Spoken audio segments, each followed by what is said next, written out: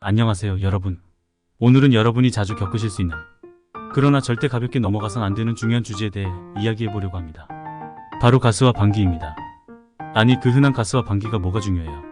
라고 생각하실 수 있지만, 이 문제가 건강에 어떤 영향을 미칠 수 있는지, 그리고 어떻게 해결할 수 있는지 아시면 아마 깜짝 놀라실 겁니다.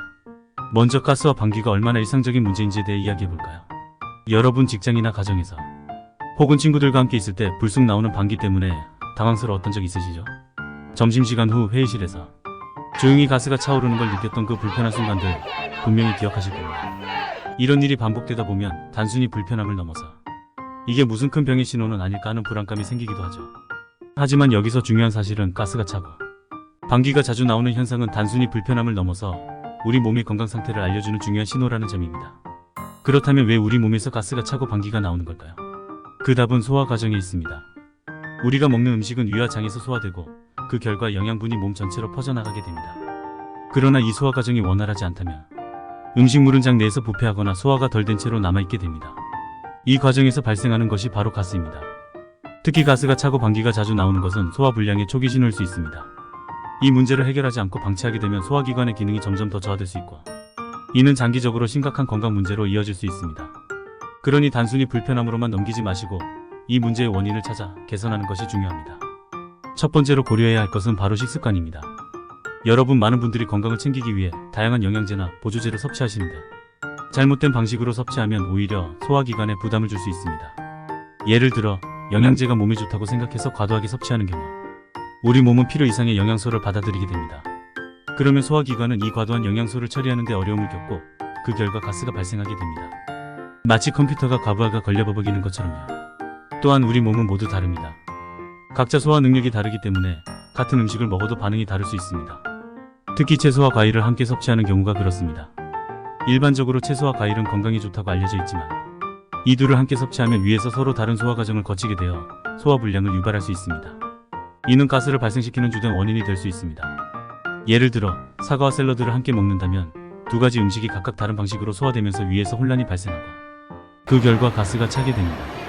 식사 후에 복잡한 약초나 영양제를 섭취하는 것도 문제를 일으킬 수 있습니다.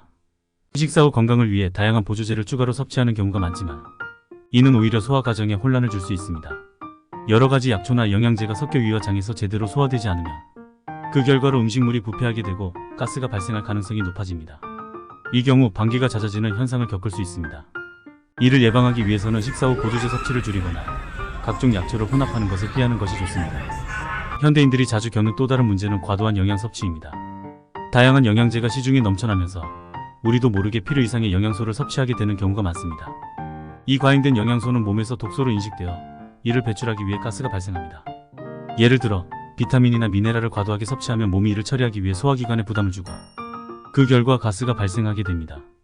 이는 마치 자동차에 과도한 연료를 넣으면 엔진이 과부하가 걸리는 것과 비슷한 원리입니다. 또한 식사 전에 과일즙이나 야채즙을 섭취하는 습관도 소화에 부정적인 영향을 미칠 수 있습니다. 특히 소화 기능이 약한 분들은 이러한 습관이 위에 부담을 주어 소화불량을 유발할 수 있습니다. 식사 전에 과일즙이나 야채즙을 마시면 위가 미처 준비되지 않은 상태에서 소화를 시작하게 되고 이로 인해 소화가 제대로 이루어지지 않으면서 가스가 발생할 가능성이 높아집니다. 그리고 과식과 간식도 가스 발생의 주요 원인 중 하나입니다.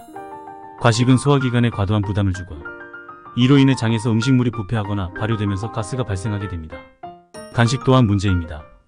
식사 후 충분한 소화 시간이 지나기 전에 간식을 섭취하면 위와 장에서 소화되지 않은 음식물과 새로운 음식물이 혼합되어 소화가 어려워지고 그 결과 가스가 발생하게 됩니다.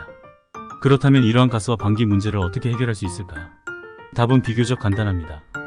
식습관을 개선하고 소화 기능을 강화하는 것입니다. 특히 소화력이 약한 분들은 디톡스를 통해 소화기관을 재정비하는 것이 큰 도움이 될 수 있습니다. 디톡스는 장내 환경을 개선하고 소화 기능을 회복시키는 데 도움을 줄 수 있습니다.